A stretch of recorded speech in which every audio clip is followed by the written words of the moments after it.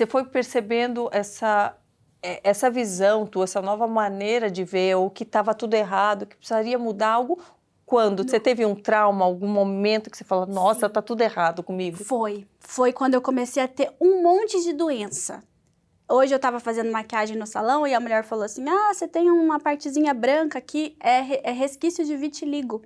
Olha. Eu tive vitiligo, eu tive doença ginecológica, eu tive gastrite, estresse, burnout, tudo que você imaginar, início de depressão na minha fase mais empoderada, na fase que eu dava mentorias, que eu era que muito do marketing digital. Isso, há 5, 6 anos atrás, eu estava assim no meu ápice do trabalho. Eu achava que o trabalho era a minha felicidade. E eu acho que era bem a época que deu um boom, essa coisa do empoderamento. Essa palavra virou moda. Sabe o que virou moda? Ser workaholic. Que elas falam, eu sou workaholic. Acha que isso é bonito.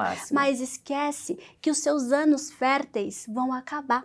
E as mulheres estão cada dia mais inférteis. Sim. Elas esquecem que elas têm muito mais propensão a ter depressão do que os homens. Mulheres são 2 vezes mais depressivas do que os homens.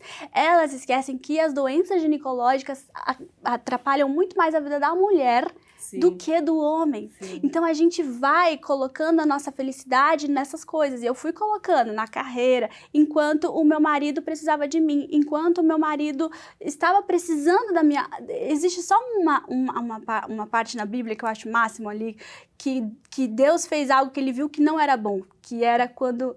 Ele viu que Adão estava só e que aquilo não era bom. Sim. Foi a única coisa que Deus viu que não era bom na criação. E aí, então, ele fez uma ajudadora. E no caso do meu lar, eu não estava sendo ajudadora. Sim. Eu não olhava para o meu marido e pensava, amor, o que você precisa de mim? Como eu posso melhorar nosso lar? Como eu posso melhorar nossa... Não. Sim. Nada disso. Você já estava casada, então? Já estava casada. Na época, como que... Então, vamos botar um pouquinho antes. Como que vocês se conheceram?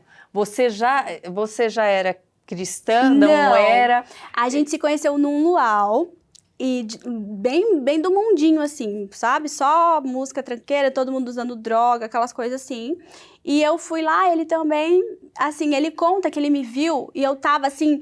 perdida, no nada, eu tava chovendo, meu cabelo que estava parecia que eu tinha tomado choque, ele conta, é bem engraçado ele contando. Você chegou a se envolver com droga, ou com remédio, ou com bebida? Não. O que fazia você? Por incrível que pareça, não. O meu pai, ele era policial, então ele falava muito assim, não aceita nada que te derem na bebida. Sim. Então ele meio que fez um terrorismo, e aquele terrorismo funcionou.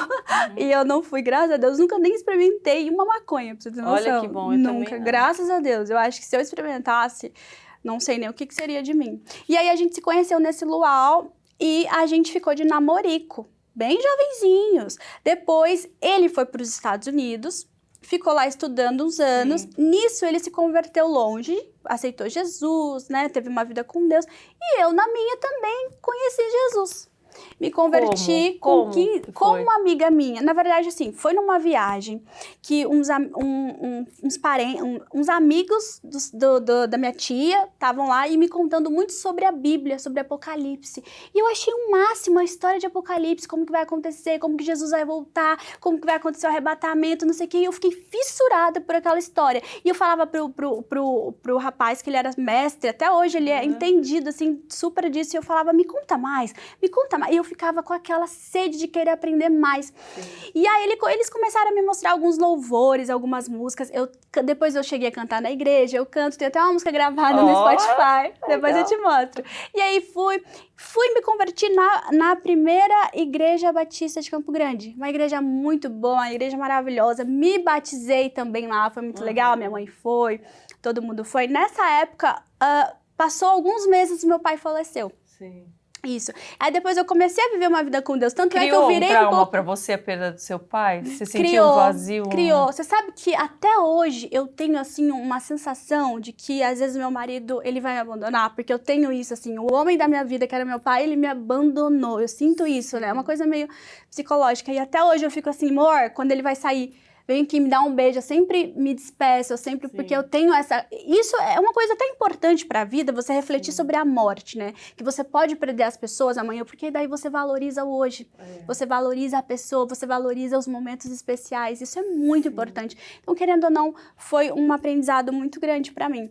E aí, me converti, fiquei nesse tempo convertida e eu e o Raul, meu marido, a gente se reencontrou 3 anos depois daquela vez que a gente tinha se visto.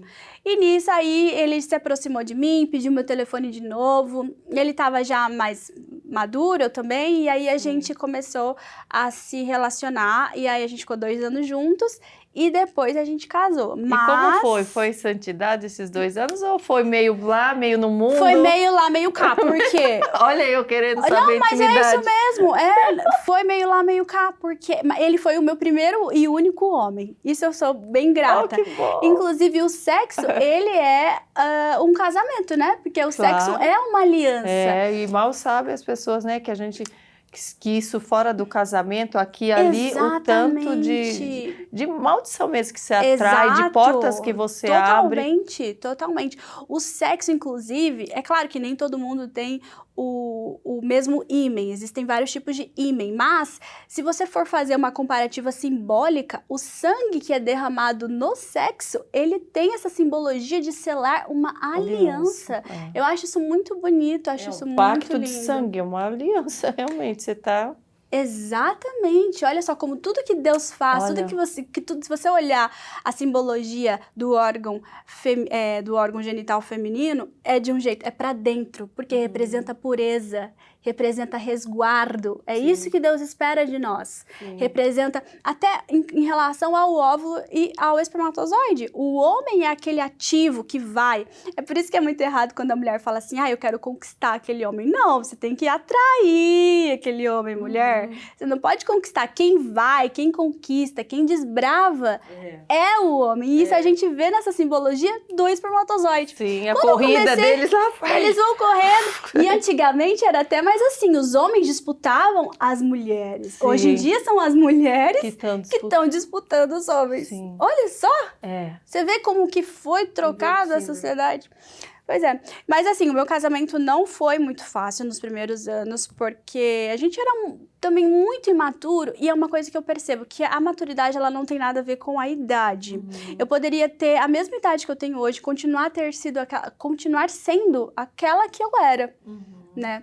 Mas, todavia, eu era realmente imatura. E foi na metade do nosso casamento, quando eu estava nessa fase do girl power, que eu te falei, que eu estava super empoderada, workaholic, perdendo os meus cabelos. Eu lembro que eu penteava meu cabelo, hoje meu cabelo tá cheio, tô saudável, mas eu lembro que teve uma época assim, nessa época eu tive burnout, e a primeira coisa foi perder os meus cabelos. Caía tanto, meu cabelo ficou tão ralinho. Eu tive, assim, todos os problemas que você imaginava, assim, ginecológico, eu ia ter que fazer uma raspagem, não sei, no útero, eu não lembro direito, tinha que fazer uma raspagem porque estava infeccionado, eu estava com um monte de problemas. E aí eu lembro que um médico, um senhorzinho, ele que me diagnosticou com vitiligo.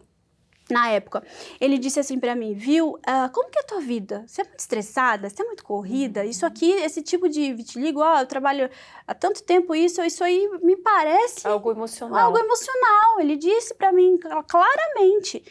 E aí eu falei, nessa hora eu me toquei, eu falei, eu preciso mudar de vida. Eu me toquei.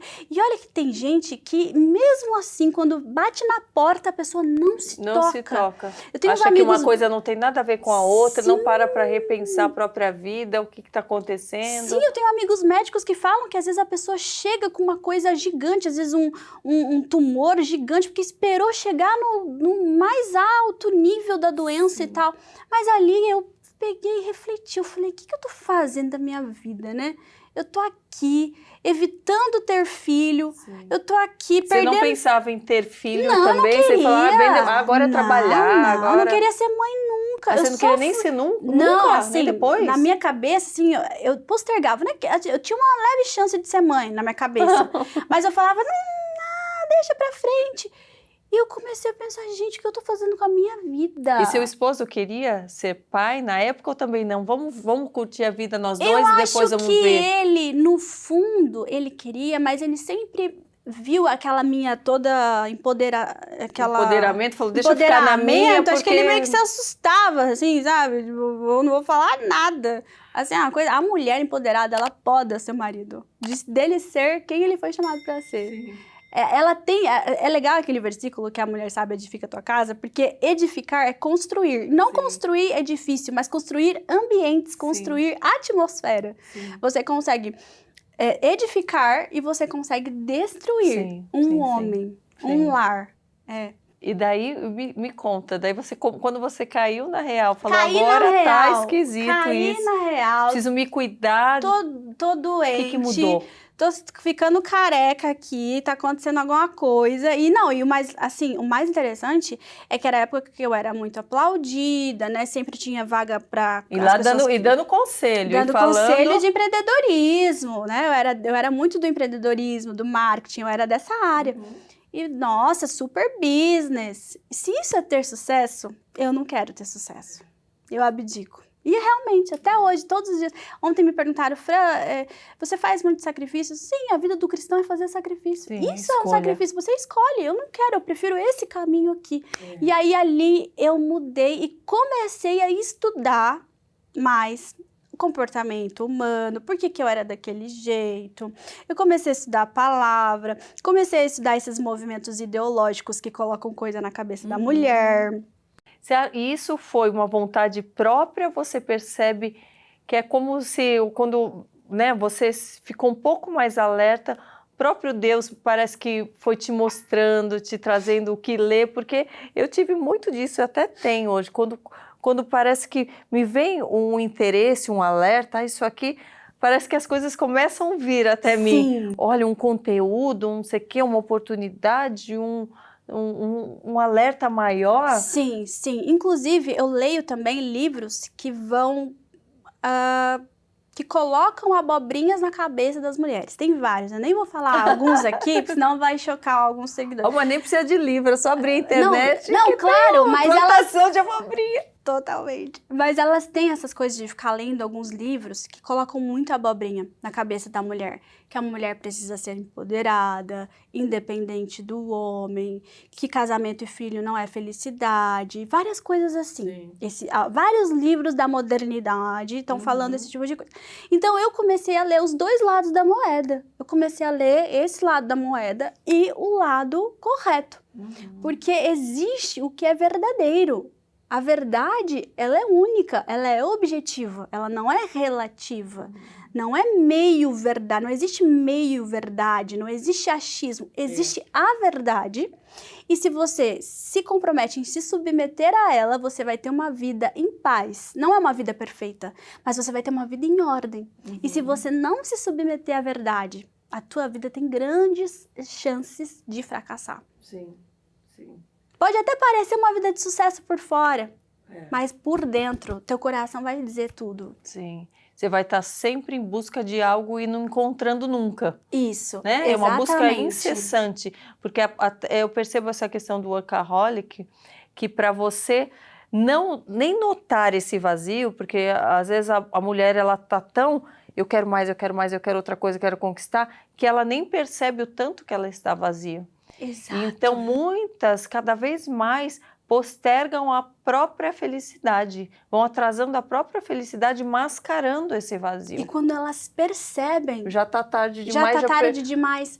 É que nem a questão da fertilidade, dos anos férteis da mulher. A mulher tem até ali 35, 36 de grande fertilidade. Depois é uma luta muito grande. Sim. A gente esquece que os anos vão passando, que aqui que dentro está tudo se modificando. Exatamente. Quando vê, está em cima da hora, daí começa a ter pressa, daí fica doida. Ela fica pensando, por que eu fiz, né? Eu só fiquei lá trabalhando igual uma louca e aí, e o que realmente importa, né? E a felicidade de fato feminina. Sim.